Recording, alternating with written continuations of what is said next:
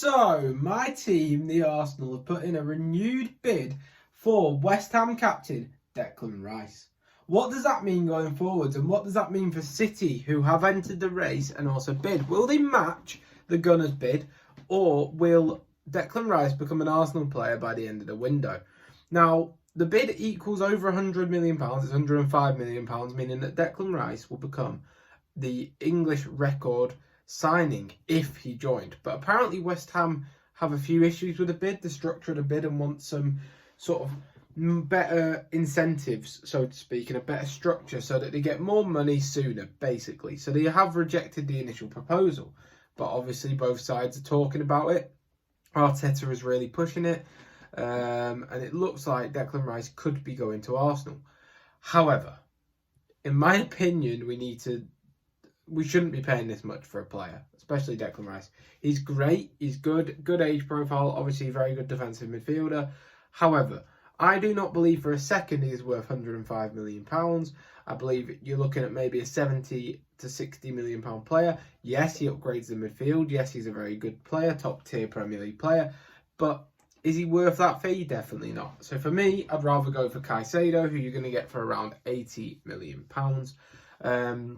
I think Caicedo's ceiling is actually higher than Declan Rice's. Yes, he doesn't have the attacking potential that Declan Rice has, but in my opinion, he is equally talented, and for that price, I would much rather go for Moises Caicedo, but he looks like he's going to Chelsea, and it could become a point where City may outbid us, and then at that point, City could outbid us, and then we don't get Declan Rice, and then we don't get Caicedo because we moved too late, and that's just a worry for Arsenal. It's a real worry. I know obviously Alex is a Man City fan, who's also obviously the co-host of this channel. Personally, I'm not sure where Rice would fit into City's midfield. They've just brought Kovacic as a straight swap for Gundogan. You've got a case of Rodri, who isn't going to go anywhere. Bernardo Silva might leave, but is he similar profile to Declan Rice? Definitely not. So unless they were changing to, say, a sort of a two-man centre midfield and putting Stones back into the back line, then I'm not sure, because I just don't think Declan Rice gets into City's first team. There is a clear pathway for Arsenal. He's going to come into Xhaka's position, maybe even Partey's position.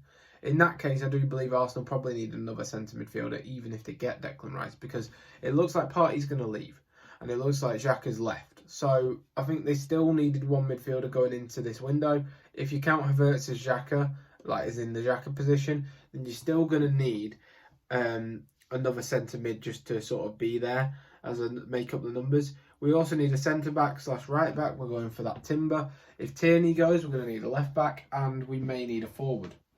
However, Havertz sort of means that we got depth there. Nelson's new deal's done. Saliba's new deal's done. So overall, a decent window. But in terms of Declan Rice, what does he offer for Arsenal? He's obviously homegrown. That's brilliant. He's 24 years old, decent age profile, known as a leader, not a controversial player, so that's good. Gets on with the English lot of lads that are already there in Saka and Smith Rowe and the like, Holding, etc. So that's good. He seems to be what Arsenal have been going for in the last few windows. Brilliant. If we see off Man City, is that a statement of intent? Of course it is. We're clearly going to try and go for the league again. Whether we'll get there, I don't know. But for the value for money and for the signing, I think for the price that West Ham want for their captain, I just wouldn't pay it.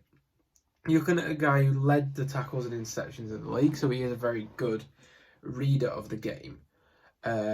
He's also a very good player. So let's put that out there. And he's probably got more. You've seen in the Europa League, he's probably got more ability going forwards than he's been utilised at West Ham. But I'm not sure about this. I'm not sure about the price. I don't believe City's interest is genuine. I believe Arsenal have City have just put in a bid and it's made Arsenal up the bid, but City aren't really that bothered. So it's sort of like you've got to pay what you've got to get to get the player, and if Mikel wants the player, you've got to trust Mikel Arteta. But Declan Rice to Arsenal, what are your thoughts? For me, it's a massive overspend.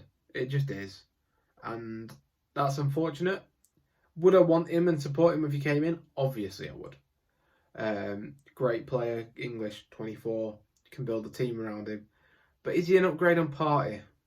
Partey was for 3/4 of the season on the top 3, maybe top 2 DMs in the league. I'm not sure Declan Rice, as of right now, is an upgrade on Thomas Partey if he's playing that position. And that's where I struggle, because if it means we lose Partey, then I think we've downgraded. Especially if we lose Xhaka, because you've lost that cohesion. Not necessarily in terms of singular quality, so you might have it upgraded in terms of Havertz is more technically gifted, but then Xhaka in that advanced sort of 8 role. Rice might be a little bit more technically gifted, a bit more physical than Partey. But in terms of cohesion and Partey's ability, you're losing a lot. So Rice is great if we keep Partey. If we don't, then it could be an issue. There was actually obviously people who thought we could potentially get Rice and Caicedo. I think that Caicedo's gone to Chelsea now, which is unfortunate. But yeah, will City come in for a renewed bid? Will West Ham accept our bid or accept our proposals? Only time will tell. But what are your thoughts, Arsenal fans or other football fans, on this Declan Rice saga? For me, I think it's a bit of an overspend. But he is a very good player, nevertheless. So I hope you've enjoyed today's video. As always, please be sure to like and subscribe. I know me and Alex haven't done videos recently. We're going to be getting into it soon. But yeah, thanks for watching. Goodbye.